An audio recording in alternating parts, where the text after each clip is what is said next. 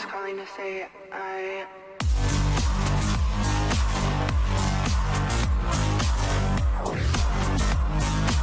What's up guys, Rage Quitting here, back with another video guide for you guys. This time we're going to do an updated guide to Vengeance, Jug, Vigilance, Guardian for 7.0 PvP. I'm going to have more pictures to help you guys for the Republic side, so this is going to be both a Juggernaut Guardian guide.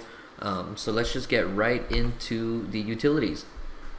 Alright, so in the level 23 row, the strongest one here is going to be Deep Cuts. While Shatter is on a target, the crit chance of all your bleed attacks on that target is increased by 10%.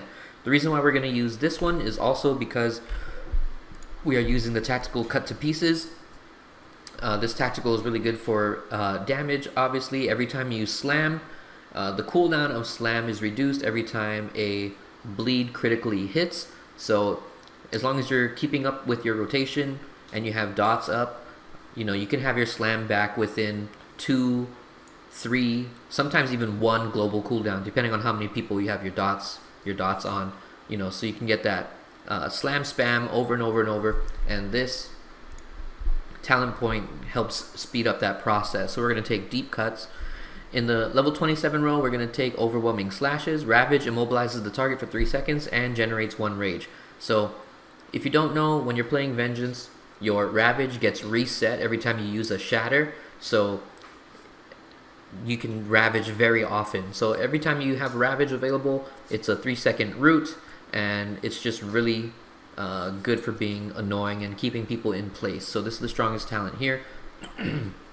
In the 39 row, we're going to take Bleeding Offense. Impale does additional bleed damage when it hits, and Impale's critical hit chance is increased by 20%. So Impale is your strongest hitting melee ability.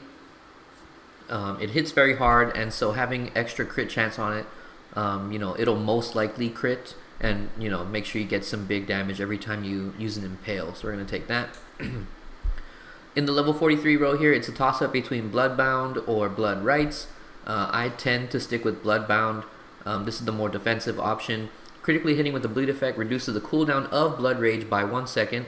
And then also Blood Rage purges movement impairing effects and heals you for 2% of your max health for each effect it triggers, up to 20%. So on a single target, you're not going to really get a whole lot of value out of using Blood Rage for the heal. But if you're in a crowded fight and there's lots of people there and you're getting really good, you know, slam dot spreads on multiple targets, when you do use the Blood Rage, it is a noticeable heal that you'll get from it. Otherwise, it's not all that useful. Okay, but then Blood Rights, Blood Rage no longer generates rage. Instead, activating Blood Rage grants Blood Rights, increasing the critical hit chance of all your periodic bleed effects by 50%, which is pretty huge, and generating 1 rage each time you critically hit. So for Blood Rights, this is really good for, you know, DPS. Once again, if you're in those crowded fights, there's a lot of enemies around you, and you have good uptime on your dots, and you're spreading it around with your slam. This will increase that crit chance of your bleeds even further, so you can get your slam back up within like 1 global cooldown. You hit slam, it's already back up. Hit slam, hit slam, hit slam, and then you just reapply your dots, and then keep slamming away. Okay, and this can get you really high damage output in those crowded AoE fights. Okay, so toss up between these two here. In the 51 row, I'm going to take Warmonger. Getting attack reduces the active cooldown of Force Charge by 1 second.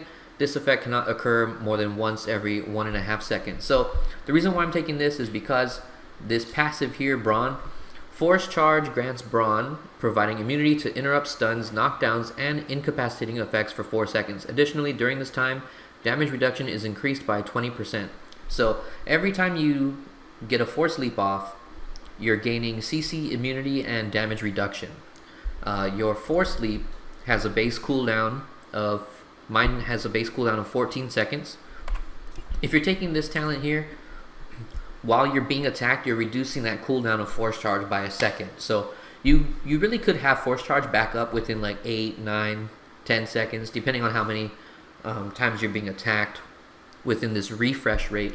But being able to force leap more often just means you're going to have CC immunity and damage reduction more often, which is kind of the point to Juggernaut. You know, they have their playstyle is, you know, just being able to do whatever they want every time they leap. You get 4 seconds. You can't be crowd controlled, and then keeping that uptime of damage reduction is very important. So we're gonna take Warmonger. Moving up to the 64, level 64 part. This is a toss-up for me between either Hardened Defense. All area effect damage is reduced by 60% for 15 seconds after Threatening Scream is activated. So Threatening Scream is your AoE taunt. On the tooltip here, oh, it finally does say it, yeah. So in PvP, when you're taunting enemies, you know, obviously it doesn't make them attack you like how it does in PvE, but player targets deal 30% less damage for 6 seconds when attacking anyone other than you. So you're doing this to get your protection up, to help your teammates with your AoE taunt and your single target taunt. But now if you use your AoE taunt, you yourself get damage reduction by 60% for AoE damage.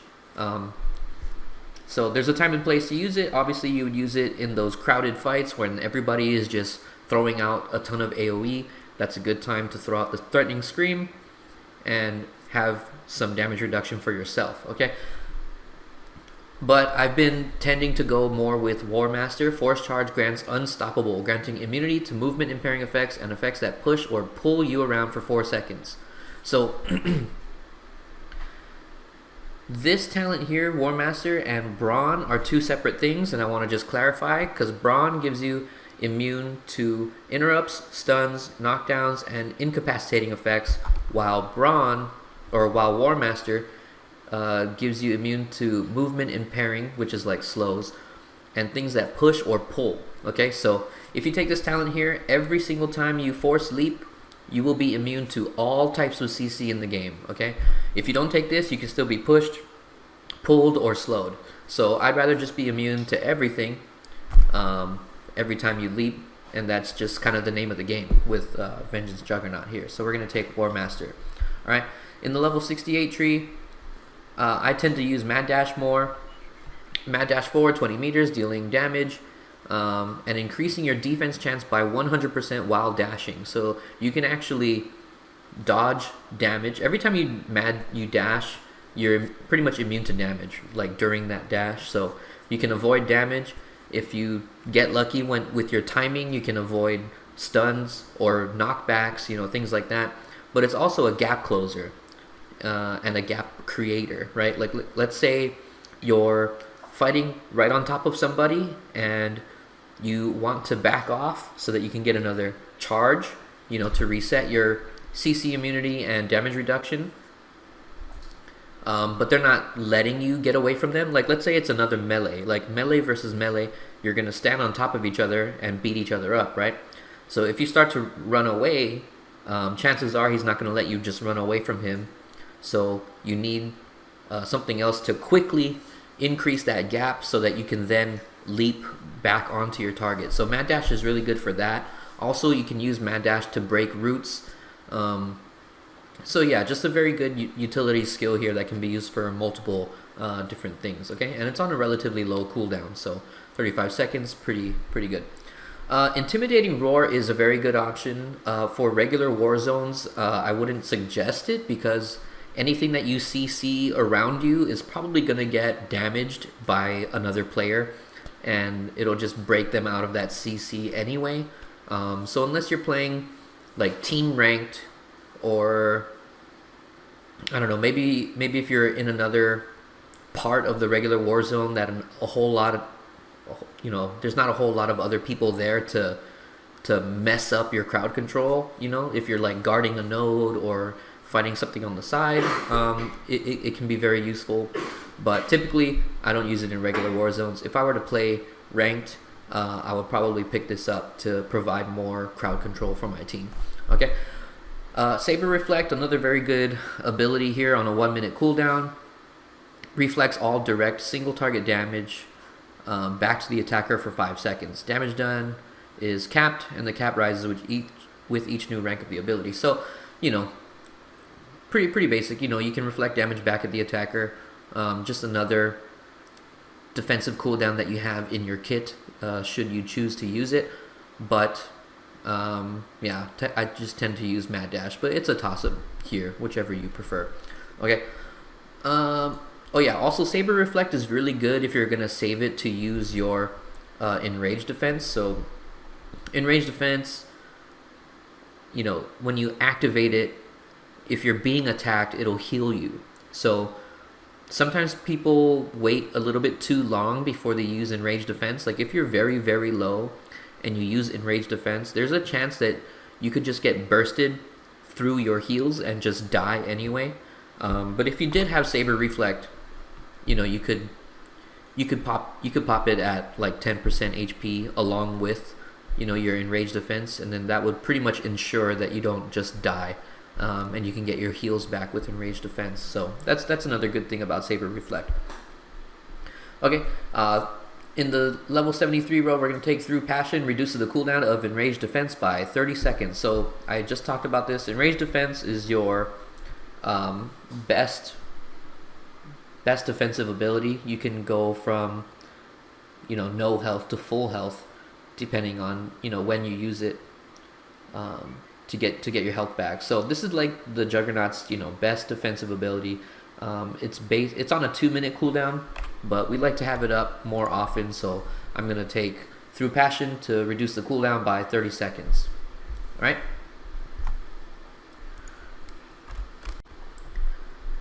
Alright guys, so for the gear here, I'm going to show you, currently I'm wearing a full 306 set, which is the highest item level from the previous expansion, and I wanted to show you the difference between 306 and 326, just to help you guys feel a little bit more at ease, because it's really not all that much stronger, you know, the 326 stuff. So if you look at the damage here, 42,000 damage, and this is full 306. I'm going to go ahead and put on all my 326 stuff, and we can see the numbers change here. So it was 42,000 for full 306, and we're going to put on a full set of 326 stuff, and it went to 42. Wait, what the heck is going on here? There we go. 43,726. And when you're inside of this Rishi stronghold, you are affected by the bolster. But this number, sometimes the UI is bugged, or something with the game and all the numbers that go behind it when they're balancing the gear. Sometimes I'll get different numbers here. Like I'll put on a full set and it'll be a different number, and then I'll take things off, put things on, and it'll be a different number. So that's just something going on with the game right now. But as you can see, full 326 versus full 306, the damage number is really not all that different. Okay, so if you have 306 gear from the last expansion, I would use that until you know, get your pieces one at a time through your PvP weeklies, and upgrade it that way. Okay, but the first thing you do want to do is pick up a tactical and get your implants. Okay, so the one that we're using is Cut to Pieces. It's for your AoE slam spamming. Okay, and then we're using Fearless Victor's package. Whenever you use a rage spending damage ability, your melee damage is increased by 10% for 10 seconds. And then we're using Champion's Precision, activating Enrage, Blood Rage for us, grants Champion's Precision, increasing your critical hit chance by 20% for 8 seconds. Okay, so for the gearing through PvP, you know, every time you finish your PvP weekly, you get a box. The box contains a piece of gear. The gear is dependent on your current worn item rating. So I would get a PvE full set of 320 gear that you would put on before you open the box, so that when you open your box, it'll be based on your overall item rating of 320, and then you'll get a higher item level piece of PvP gear, so you can spend, you know, less currency upgrading it to the next level. Okay, so if you have gear that's 320 or higher, definitely keep it. I wouldn't use it in PvP if it's not 326, because it's actually weaker than 306. But some of you obviously don't have a choice if you didn't play the last expansion and get 306 gear. You kind of have to just kind of suffer through it. So keep a high item level set of gear.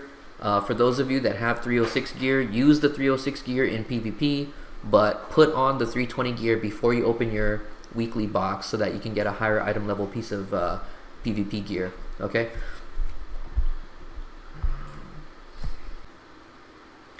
Alright guys, getting into the rotation here for Vengeance Juggernaut, we're going to go over you know, the things that you want to be doing as Vengeance as often as possible is to be using your Force Leap, okay? Because if you remember going through the tree here, War Master and Brawn give you total CC immunity, and Brawn also gives you damage reduction for 4 seconds, 20%. So every time you leap, you get CC immunity and damage reduction, so we're going to be using that to our advantage. So when we practice our rotation here, you know, watch the cooldown of Force Charge and use it whenever it's available, okay? This is just, you know, kind of practicing. Obviously, if you don't want to, you can just stay on the target dummy because he's not hitting you back, so you don't need the damage reduction, but, you know, just know that it's there, okay? Force Charge is there whenever you want to Force Charge again to keep that uptime of damage reduction and CC immunity. Also, in this War Master talent here, the last sentence, in addition, enables your vicious throw to be, or hew, to be used against a target with any percentage of health. So this is part of your damage rotation here, part of your opener. Whenever you Force Charge, you get a free hew. So we're going to throw it out. And then while we're going through our rotation, your damaging abilities have a chance to reset the hew cooldown and use it again. Okay, so pretty much we're just going to be watching this. Every time we charge, we're going to hew. And every time it comes up for free, we're going to throw it again. Alright, so that's part of the rotation. Next is, there's multiple ways of doing this, okay? It depends on what you want to do.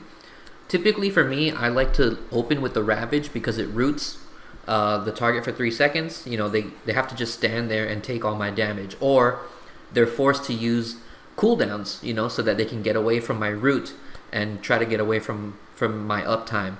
Okay, so I'll lead with the Ravage, root them, and then go ahead and Shatter, Impale, and Force Scream. So these are your 3 dots here. On the tooltip for Impale, it doesn't say that it does a dot, but in your tree here, Impale causes the target to bleed, okay? For damage over 6 seconds, and beats down the target for 45. Beat down targets take 5% more damage from melee attacks, alright? So it's just buffing your damage, and they're getting a bleed from it. Also, Force Scream puts a dot on your target, okay? So you have 3 dots with Shatter, Impale, and Force Scream, which we're going to want to apply, and if there's multiple targets, or even single target, you know, you finish it with a Slam, okay? So different ways you can open. You can even open with the Slam if you wanted to before you apply your dots, because since we're playing, you know, Vengeance, and we're playing Cut to Pieces, every time your bleeds crit, it lowers the cooldown of your Vengeful Slam. So even if you opened with Vengeful Slam, it's on an 8.5 second cooldown.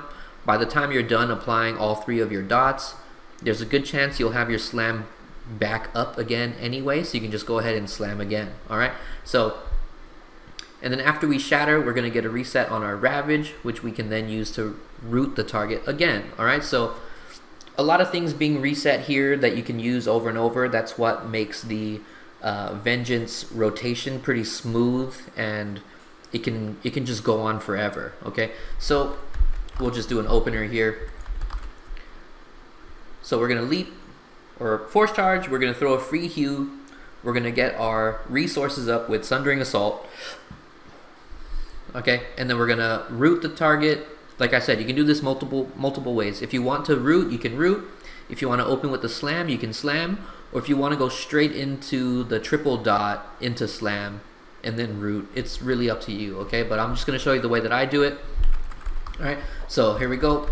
We're going to charge, throw the hew, we're going to root, and then we're going to get our resources up with the Sundering Assault. We got a free hew proc, so we're just going to go ahead and throw it, and then go straight into our triple dot. So Shatter, Impale, Force Scream, finish it off with a Slam, and then go ahead and root the target again. Alright, Force Charge is off cooldown. We're going to leap back in, throw a free hew, get our resources back up with Sundering Assault, hit a Slam first this time, and then go ahead and triple dot, Shatter, Impale, Force Scream, Free Hughes back up again, finish it off with a slam, and then go ahead and Ravage Root the target. Okay, get our resources back up with Sundering Assault, Shatter, Impale, Force Scream, Slam, Ravage Root. You can do a Saber Throw in here, back up. We'll get a Leap so we can proc a Free Hue. We'll do a Slam this time, Slam first, and then triple dot with Shatter, Impale, Force Scream. We'll get a Ravage Root in here, another Slam, and then another Free Hue proc, okay? So if you guys kind of get the idea, you know, cooldowns are being reset or being, you know, reduced significantly because of the dots. So Shatter, Impale, Force Scream reduce the cooldown of your Vengeful Slam when you're, because they're all bleeds. If they crit, you know, you get Vengeful Slam back up. Shatter resets Ravage, so you can go ahead and Ravage Root the target again, okay? And all your damage here has a chance to reset your Hue, which you can then throw again whenever it's available. So it's kind of just a rinse and repeat of the same abilities over and over, okay? If you see that things are available, go ahead and use them, right? But you really want to make sure that you're keeping your dots up kind of at the same time, right? So Shatter, Impale, Force Scream, spread it around with a Slam, and then continue from there. Look to see what's available. If you can Ravage Root the target, go ahead and do that. If you can throw a Hue, go ahead and do that. Whenever you're low on your resources, your Rage bar here, go ahead and get your Rage back up with Sundering Assault or Saber Throw, because it does the same thing, but Sundering Assault generates more, so typically you would try to use that, okay? And whenever your Force Charge is available, you can back off from the target and get another Force Charge in, alright? So let's go ahead and do this again. Okay, so you can also lead with a Saber Throw if you want to generate that extra rage before you charge in. So we'll do that here. We'll throw the Saber, charge in, get a Free Hue, Ravage Root the target, get our resources up with Sundering Assault, a Hue procced again, so we'll just throw that out there. Okay, triple dot, Shatter, Impale, Force Scream, Vengeful Slam, Ravage Root again. Alright, Force Charge is off cooldown. I'm going to back up, charge in, throw the Hue, get the resources up with Sundering Assault, triple dot, Shatter, Impale, Force Scream, Vengeful Slam. Okay, Ravage Root again, throw another Free Hue. Let's use Mad Dash to increase the gap and then charge right back in. We can lead with the Slam if we want, because when we do our triple dot, Shatter, Impale, Force Scream, and Ravage, look, we see our Vengeful Slam is already back up anyway, so we can go ahead and Slam again. Get our resources up with Sundering Assault, throw the Free Hue out there, Shatter, Impale, Force Scream, dots, finish it off with another Slam, okay?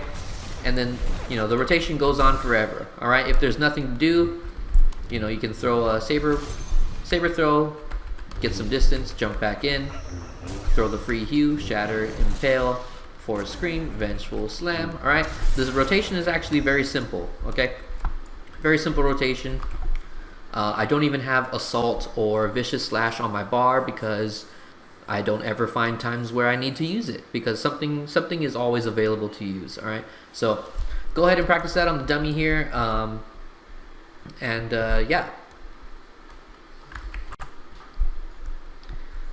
And then, so other things about Vengeance Jug, like I said, you know, you want to just keep getting those Force Charges off as often as you can.